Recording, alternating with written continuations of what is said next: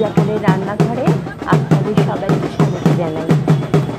এই ভিডিওটা আমি অনন্ত চতুর্দশীর দিন করেছিলাম। আপনারা তো জানেন আমার ঘরে গণপতি বসেছিল, ও গণপতি বিসর্জনের সময় এই ভিডিওটা করেছি এবং এই আপনাদের সাথে শেয়ার করতে একটু দেরি হয়ে গেল, এই জন্য ক্ষমা চাইছি। তো আমি একটু দেখাবো বিসর্জন কীভাবে হয়। এই আমার ঘরের গণপতি বিসর্জনের জন্য তৈরি, বন্দনা করছি। এই আমি বিসর্জনের জন্য বিসর্জন দিচ্ছি, গণপতিকে বিসর্জন দিচ্ছি।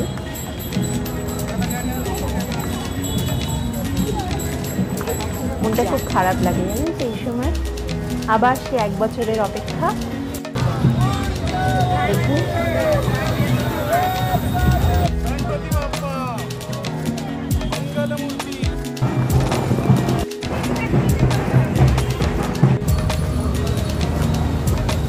গণপতি বিসর্জন দিয়ে ভাবলাম একটু ঘুরে আসি।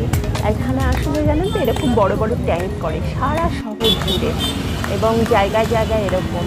তো আপনাদের দাদা বললো যে আমি একটুখানি তাহলে ঘুরে আসি, একটু বিসর্জন দেখতে আসি। তো আমরা বিসর্জন দেখতে বেরিয়েছিলাম। এই লোহার খাঁচা, এই যে জল দেখছি না, একটা লোহার খাঁচার মধ্যে এই ট্যাঙ্ক করেছে, ট্যাঙ্ক করে এরকম জল ভরে দিয়েছে। আর এখানেই বিসর্জন হয়। এখানে যত লেক আছে বা নদী আছে, কোনো জায়গায় এখন আর বিসর্জন করতে দেয় না। মিউনিসিপ্যালিটি থেকে একদম করা হচ্ছে যে এই যে ট্যাঙ্কারগুলো আছে, এই ট্যাঙ্কারগুলোকেই বিসর্জন করতে হবে। এটা একদিক দিয়ে খুব ভালো বলুন, জলটাও মানে লেকের জল বা নদীর জলটা দূষিতও হয় না। আর আমরাও বেশ শ্রদ্ধাভাবে নিজেদের মতন করে বিসর্জন করতে পারি। বিসর্জনের পরে দেখুন এইগুলো, এই যে আসনগুলো, গণপতির মূর্তির যে আসনগুলো, সেগুলো এক জায়গায় তুলে তুলে রেখে দিচ্ছে। এরপরে আর যে মালা বা আরও আনুষঙ্গিক জিনিসগুলো থাকে না, সেগুলো একটা জায়গায় রাখতে পারে এবং পরে মিউনিসিপ্যালিটির লোক নিয়ে যায়। মানে এখানেই পাশেই আছে। এই যে এটা একটা বড় মাঠ, সেই মাঠের মধ্যে প্রায় 3-4টে ট্যাঙ্কার তৈরি করেছে।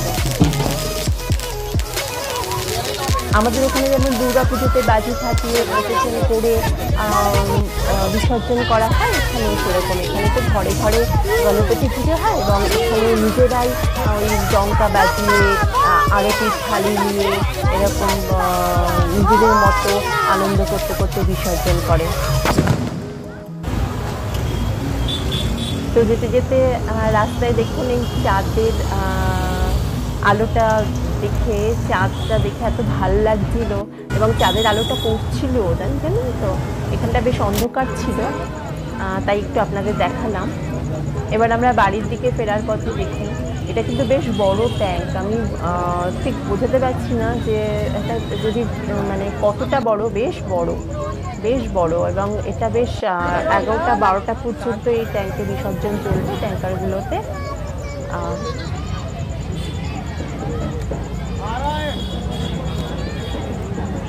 একদিক দিয়ে কিন্তু বেশ ভালো একটা ব্যবস্থা, তাই না?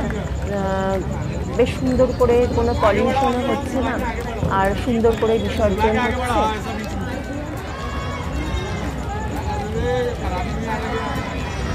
गणपति बाप्पा मोरिया, अगले बरस जन्मिया।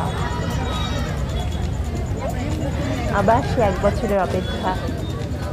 তবে গণপতি উৎসবের দিয়েই কিন্তু আসলে উৎসবের শুরু হয়, তাই না? এখন আছে নবরাত্রি, দুর্গাপুজো, বাঙালিদের লক্ষ্মী পুজো, কালী পুজো, দেওয়ালি, তারপরে তুলসী বিবাহ। এখানে আমাদের ওখানে যদিও নেই, আমাদের ওখানে জগদ্ধাত্রী পুজো। ব্যাস অক্টোবর নভেম্বর এই 2 মাস একদম উৎসবের মাস। সবাই সুস্থ থাকুন।